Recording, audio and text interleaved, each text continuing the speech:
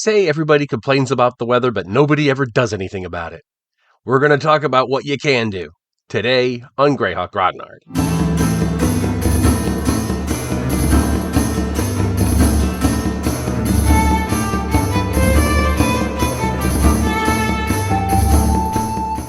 So as I'm recording this in New Jersey, the blizzard of 2026 is threatening to dump like 3 feet of snow on me. So I thought it was a good idea to do a video about using weather in Dungeons and Dragons. And just as a reminder, this is a collaboration with Joe the Lawyer, Eric Tekar, and our guest this month, Mr. Welch. So if you're watching me on their channels, please do like and subscribe to me. And if you're watching them on my channels, please do the same for them.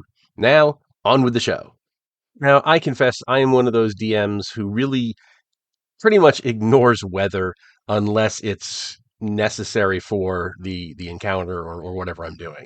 I'm also one of those who pretty much ignores the calendar, so it's like an eternal sunny spring day in my campaign unless I need it not to be. I really do try hard not to do that, but it's easy to get lazy and just everything. You just ignore weather. It's always a nice day. One way you can get around that is if you have some sort of almanac, or if you're doing you're keeping track in some sort of log or whatever. You can pre-do the weather, so and the seasons and stuff. So it's if you do it ahead of time, that's the kind of thing that prep would actually be really useful for. In my case, because I could have it out there and I wouldn't have to stop what I'm doing and roll for weather each day and so forth. So in that case, I'm guilty of not practicing what I preach. But there's been so many different kinds of attempts at doing weather in D&D over the years. I've seen weather dice where it's a single D6, and it'll either be raining or snowing or windy or whatever, and so there's like a 1 in 6 chance that the weather will completely change, or it'll be hot and cold and so forth. So they were of limited utility, but they were fun to have. And one of the things I remember back in the day, in Dragon Magazine, I forget which one it was, maybe 72. I forgot to look it up before I started recording. They had this article, this article called "Weather in the World of Greyhawk." This was before the Gold Box, because eventually this article got incorporated into the Gold Box, and it was literally "Weather in the World of Greyhawk," and it came with this hard paper insert that you could, as the cover of it says, if this section is removed from the center of the magazine and reinforced slightly, it could be used as a screen, enabling the DM to keep upcoming weather conditions from being predicted by player characters. So it was kind of and it's got like this. It is not an easy system. It is a lot of work in here to do this. And it's there's a standard weather table, and then there's a precipitation occurrence table with there's like a 2% chance of a heavy blizzard, the high wind effects and baseline data and all that good stuff, and it's all geared to Greyhawk, so it's in the different months what the baseline temperatures and stuff are. So there's a lot of math and a lot of calculating that goes into this, and they then incorporated that into the glossography right near the beginning, I think. And it's pretty much the same as the article was, and it's just as difficult to really include into your game on a daily basis, but it's something. And one of the things I remembered in the early days, back in the Player's Handbook, they had, there's several spells that deal with weather. There's like control weather and summon weather and that kind of thing. And what I remember about it was each one used a completely different system for wind speed and types of precipitation and stuff. There was not one single scale that they used, and it was really just infuriating to me because it wasn't consistent from spell to spell. That each spell did weather differently, and this is in the same book, and they couldn't do that. Hi, everybody. Please help me keep Greyhawk alive by liking this video and subscribing. It really does help. You can also become a member of the channel or support me on Patreon and get early access to my videos, exclusive content, free or at-cost copies of my Greyheim Adventures modules, and more. Thanks. And now back to the show. So when I was doing Adventures Dark and Deep, I wanted to fix that. I wanted to make it a little more consistent. So in the core rulebook, I had something in weather in the wilderness section on page 439, where you roll for temperature, you roll for clouds and wind, and that's pretty much it. And it's very simple. You can just do it really quickly. And one of the things I did, I tried to make it relative, right? So it wasn't there weren't modifiers for each month in the calendar or whatever, like in the Greyhawk system. But if you wanted to build this out and make it more specific to your campaign setting, you could, So as it says here, note that all temperature is relative. Sweltering June temperatures near the equator are very different from sweltering January temperatures near the far north. So it's very simple. It's supposed to be very simple, and it's supposed to be something you could just do in 3 die rolls. And then again, the way I DM, I would want to do that out in advance, just so I have it listed in a log. And I also recreated that in the Book of Lost tables in case you wanted to get that. Now I also included a bit more of a weather system in my Greyhawk campaign guide, which is available on DM's Guild, and it basically has. Uh, um, it's similar to the original Greyhawk weather system in that it gives the temperatures and weather and stuff for different months of the year, and then there are modifiers for where you are. So because if you're up in the far north, it's going to be one thing. If you're near the equator, it's going to be another. And I did that using the towns and cities that are in there. So if you're on the same uh, uh, line of longitude as like Kaoland, you get a +7. The Frusti, you get a -11. That kind of thing. If you're that way, it's you can adjust for it. And again, I tried to make it as simple as I could, but again, it's you get one, two different. No, I'm sorry, you get one, two. Yeah, you're rolling twice, and then there's a terrain adjustment, and then there's a geography adjustment. So again, it's much simpler than what we had in the gold box, but it's also something that I personally would want to have spelled out for me, and that's just because of my improvisational way of playing. I tend not to stop and roll things out every day just because I need them.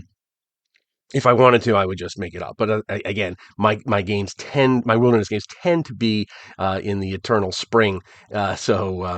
Unless it's like I know you're in the far north and weather's going to become an issue and so forth. But there's also a lot of things that weather can do for you. I remember in the wilderness survival guide, there were a lot of details. They covered frostbite, and if you're wearing this kind of fur, it increases your temperature by this much and so forth. So you can really go overboard. And I don't know anybody except me in the first like 3 days after I got that book who actually tried it, and it was just so cumbersome that I didn't even bother after that. It was just unless you're in like a specific dungeon room where it's really cold and then you want to use those modifiers, but on a day-to-day basis, it was unplayable, unfortunately. And in fifth edition, in the latest fifth edition rules, in the 2024 rules, they do it similarly to what I did. They just have 2 tables, one for temperature and one for wind, and that's pretty much it. It doesn't really have much effect. They do talk about, you can have significant environmental effects as as an option, but the weather system is really simple. You roll 2d20 and then you roll a d10 to find out the temperature, and boom. So it's 3 rolls just like mine. It's just set up a little differently. So it's a simple system, but again, for me, even those 3 rolls are probably too much on a daily basis. So what are you going to do? Because of the way I play, because of the way I DM, it would slow down the game. Now, Joe the lawyer, who does endless prep for his games, he would probably take that in stride because he is a very prep heavy DM, and it would be easy for him to have that all ready to hand. So I might actually, when I do my next long term campaign, I might take a page out of his playbook and at least prep that much. But yeah, so the history of D&D and weather has been kind of weird. It was either just absurdly too simple with the dice, or it was absurdly too complex with all the tables, like we saw in the gold box. And even then, it was inconsistent because we saw with the different spells in the player's handbook and stuff. It was the Wild West. So I think the definitive weather in D&D has yet to be created, at least that I've seen. But I think it is an important thing.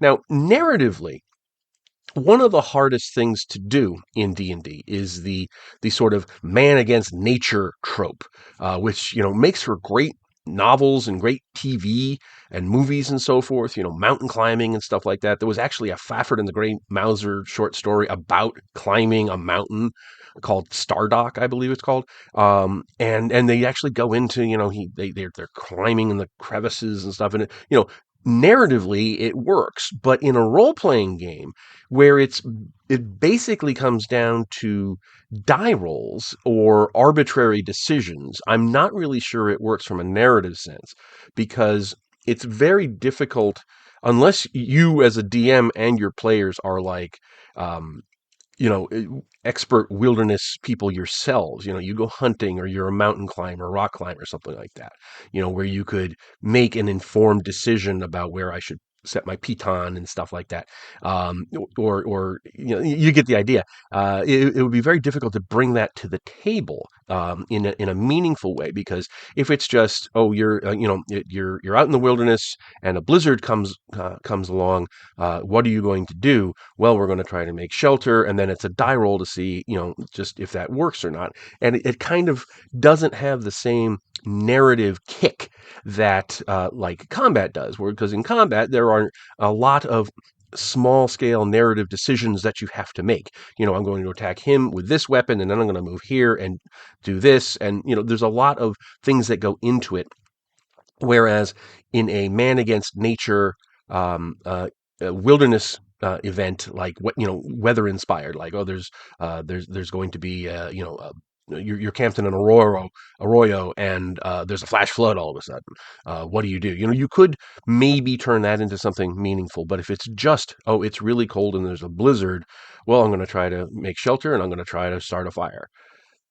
Okay, I mean, it's just, I can't wrap my brain around how you turn that into a narrative event that's meaningful in the same way that, for instance, combat is, or interacting with NPCs is. So, I think personally that I find the usefulness of weather as a central focus of the campaign is a little, or I should say, of the adventure, is a little difficult to envision. But I would love to hear you sound off in the comments about how I'm wrong, because I would love to be wrong, but over the years, I've never been able to work out in my own mind how you make that work. As the weather is the bad guy. How do you turn that into a meaningful encounter in D&D terms? Please sound off in the comments. I would love to hear your ideas on how to square that circle. And I mean it. I want to know how you guys deal with weather. Do you turn it into an actual event, an actual encounter that has narrative depth and meaning for your characters? And if so, how do you do that mechanically? So please do let me know in the comments. I would love to hear what you have to say. So anyway, hope you're all having a wonderful, wonderful day, probably a better day than I'm going to have in a few hours. And I hope you're all having a great time, and I will talk to you all later. Thanks for watching today's video. Please remember to hit the like button and subscribe to the channel. Below you'll find links to my Patreon, which helps make these videos possible.